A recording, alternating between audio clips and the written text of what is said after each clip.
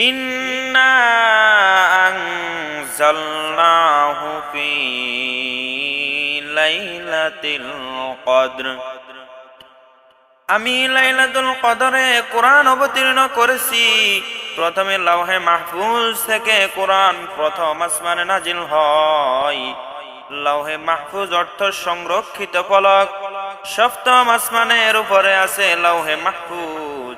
এই লাওহে মাহফুজে পৃথিবীর আদি থেকে নিয়ে অন্ত পর্যন্ত যা কিছু ঘটেছে এবং যা কিছু ঘটবে সব কিছু আল্লাহ পাক লিখে রেখেছেন। এর মধ্যে কোরআনে পাকও লিখে রাখা হয়েছে। এই লাওহে মাহফুজ থেকে কোরআন শরীফ শবে কদরে দুনিয়ার আসমানে অবতীর্ণ করা হয়। সেখান থেকে রাসূল সাল্লাল্লাহু আলাইহি ওয়াসাল্লামের 23 বছরের নবুয়তি জিন্দেগিতে বিভিন্ন সময়ে প্রয়োজন মোতাবেক আস্তে আস্তে নাজিল হয়েছে। এই রাতে কোরআন নাজিল হওয়া এই রাতের ফজিলত বোঝায়, কারণ আল্লাহর বাণী এবং শ্রেষ্ঠ বাণী এই রাতে নাজিল হয়েছে। এর দ্বারা রমজান মাসেরও ফজিলত বোঝা যায়। এরপরে আল্লাহ বলেন, ওয়ামা আদরাকা মা লাইলাতুল কদর, লাইলাতুল কদরি খায়রুম মিন আলফি শাহর। লাইলাতুল কদর কি, শবে কদরের ফজিলত কি তা কি তুমি জানো? শবে কদর হাজার মাসের চেয়ে উত্তম।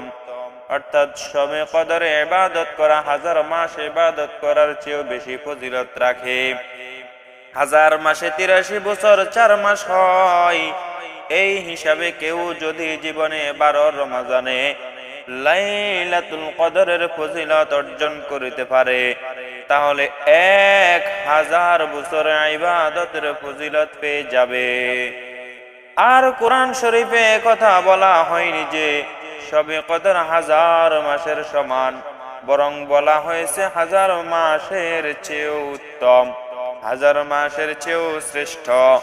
অতএব কেউ জীবনে 12টা শবে কদর ফেলে 1000 বছর ইবাদত করার চেয়েও বেশি ফজিলত অর্জন করতে পারবে।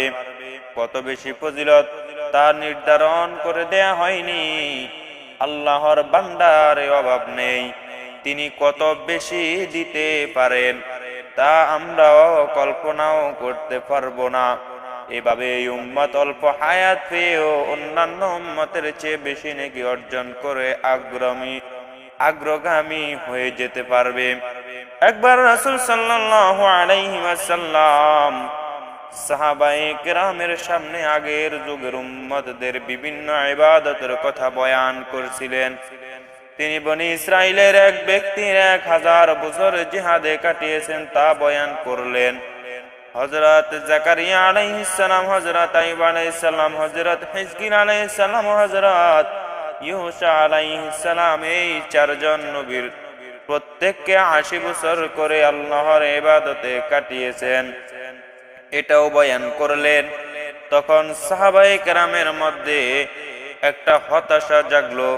তাদের মনটা একটু ছোট হয়ে গেল যে আমরা এত বছর হায়াত পাবো না, আর এত ইবাদত করতে পারবো না, তাহলে তো অন্যান্য উম্মত অগ্রসর হয়ে যাবে আর আমরা পিছিয়ে যাব।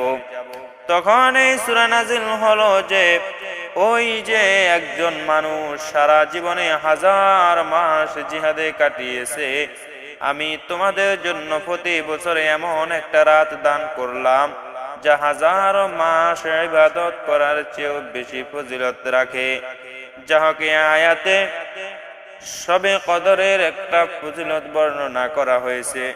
শবে কদরের আরেকটা ফজিলত হলো বাইহাকি শরীফের হাদিসে আছে, ইযা কানা লাইলাতুল কদরি নাযালা জিবরাইলু ফি কাবকাবাতিন মিনাল মালাইকাতি ইউসাল্লুনা আলা কুল্লি কাইম আও কাঈদিন ইয়াযকুরুল্লাহা আযযা ওয়া জাল্লা। অর্থাৎ শবে কদরে হযরত জিবরাইল আলাইহিস সালাম ফেরেশতাদের বিরাট বাহিনী নিয়ে অবতীর্ণ হন এবং যারা এই রাতে ইবাদত করে তাদের জন্য রহমতের দোয়া করতে থাকে।